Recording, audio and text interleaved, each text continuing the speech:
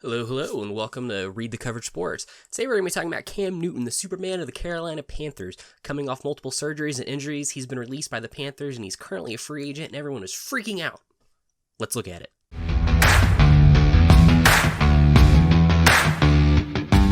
The 2020 free agent season has been filled with storylines. Tom Brady taking his talents to Florida, what quarterback will be taken in the first round, COVID-19, and the new normal we're living in as a world. And then there's Cam Newton. The current narrative is mostly negative, as there are concerns over Cam's health and if he's anything left in the tank. Most people are bringing up all the bad starts recently, bad stats. When you look at that really only paints part of the story.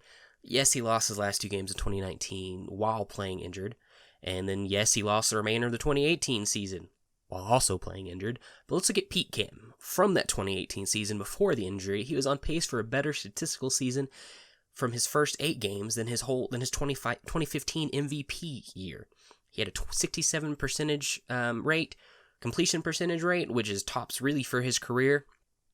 And then if you look at the cast he was dealing with, all he really had was a Greg Olsen and then a second-year Christian McCaffrey. The rest of his cast consisted of a rookie DJ Moore, a second-year Curtis Samuel, who hadn't really done much, and then we're always looking at the underperforming and underwhelming Devin Funchess. For the most part, Cam was asked to make chicken salad out of chicken shit. And that's really kind of the narrative over his whole career.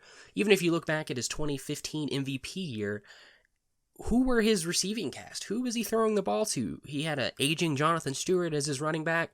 And then his number one receiver at the time was Kelvin Benjamin, who ended up missing the entire year with an ACL injury, so nothing really to gain there. So he's always been asked to he's always uplifted the rest of his team, and that's always what he's been asked to do. Whenever he's done it, people have looked up to him like he's Superman. Whenever he hasn't, it's always his fault. It's never looked at. What have they put around him? What have they done to really elevate Cam's career, which, for the most part, it's been nothing. Now, in terms of injuries, yes, there is cause for concern. I'm not going to argue with that. But if you want to look back at the 26 offseason, one Drew Brees was sitting in a very similar situation with arguably a much more severe shoulder injury. He was being replaced by Phillip Rivers in San Diego and without a home. Famously, the Miami Dolphins team doctors recommended that they not sign Drew over injury concerns, much to the chagrin of Nick Saban. So instead, they opted for an older, aging Dante Culpepper off of a trade with the Minnesota Vikings. Eventually, Drew Brees settled on New Orleans, and the rest with that is history. Looking over the pre-injury Drew Brees, we have a solid but not spectacular starting quarterback, only making the playoffs once, and this is with a team with Hall of Famers LaDainian Tomlinson and Antonio Gates. Now, I'm not trying to draw direct comparisons between Cam and Drew Brees, but when you look at the pre-injury Cam, there's way more to love, as he was a league MVP. He took his team to a Super Bowl. Hell, even if you look at his last year before the injury in 2017, which is a year not a lot of people talk about or a lot of people bring up, he was 11-5 in the wild card with wins over the 2 Super Bowl teams, the New England Patriots and the Atlanta Falcons. That's a year that, for everything good that happened that year, no one really brings it up. Now, unfortunately, we're in a situation due to the COVID-19, teams just can't really take a look at any of the free agents, especially ones coming off of an injury. And so that leaves Cam in really an awkward situation. These doctors want to be able to take a look at his shoulder, take a look at his foot, and see that he's, got a clean bill of health before they commit putting money to him. Personally, just based off all the workouts that we've seen and the different this, that, and another from the narrative that we've heard coming from Cam, I fully expect him to be completely healthy and ready to go whenever that time comes. Now, when we look at the teams that have the potential to sign Cam Newton and kind of where we are, there's a couple different things to look at. First off, something that's also not brought up a ton is just really how awful the Carolina Panthers treated Cam at the end of this offseason.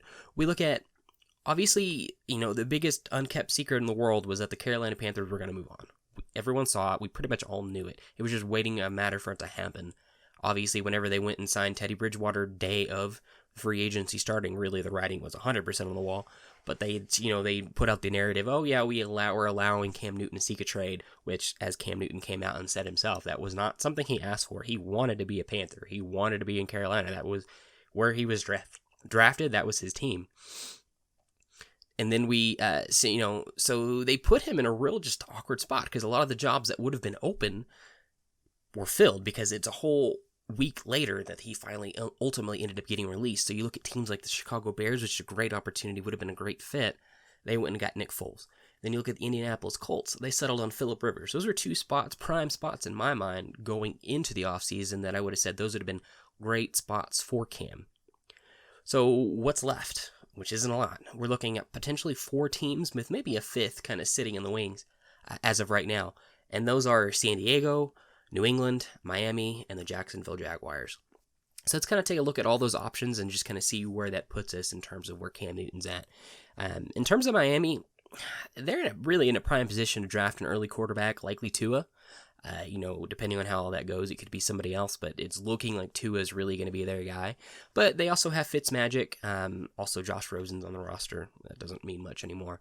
They seem really high on Ryan Fitzpatrick, and particularly the hiring of Chan Gailey tells me in particular that's who they're going to roll with at least this year until the rookie's ready. Obviously, for those of you who don't know, really the best highlights of Ryan Fitzpatrick's career came under Chan Gailey as a head coach and offensive coordinator.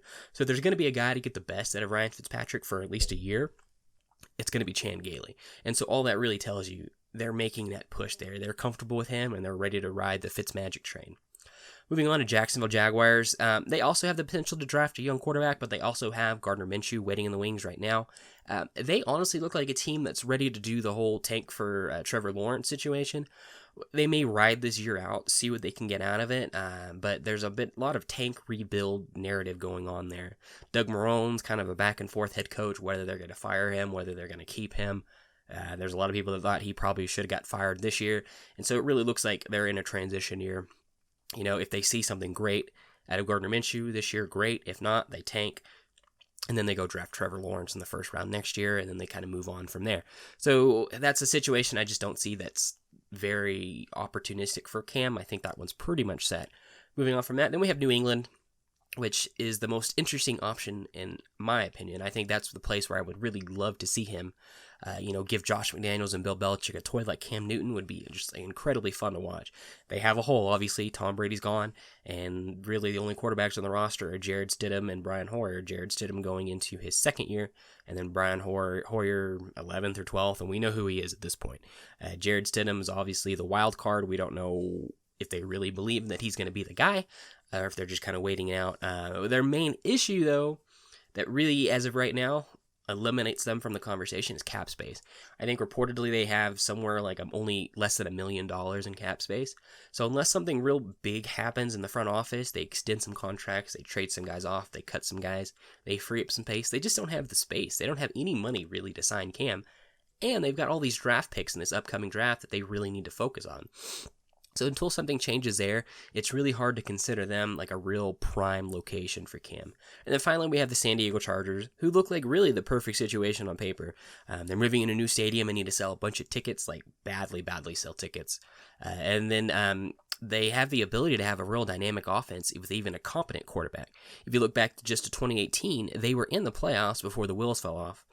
Now, the narrative is that they're going to roll with Tyrod Taylor, which I just don't see as realistic. I know Anthony Lynn, the head coach there, has a history with Tyrod from his days in Buffalo, and so there is opportunity there. I just don't see Tyrod as the guy that's going to really, push the needle with the San Diego Chargers. They also have the opportunity to draft a young quarterback in the draft. They're looking pretty low. I think they're number 6 in the draft. So depending on how the dominoes fall, they could be a player there in that situation as well. Personally, like I said, I think the Patriots are where I would like to see Cam. I think that's the best fit for him. I think he can fit in and be interesting to see what he can do in that offense. The creativity that Josh McDaniels has been willing to show over the years. If you give him something like a Cam who can move, who can roll around, who can do things outside of the pocket, it's almost night and day different from where your Tom Brady was. So that'd be very interesting to see. But the market has been quiet. Like I said, I see New England and San Diego as really the only real options. Ultimately, though, my hope is that whatever happens, Cam is picked up. He's able to continue his career. He's 100% healthy. He's able to go on, continue being Superman, because really, I think the NFL and the league in general as a whole is just so much better whenever you have Cam Newton, Superman, under center.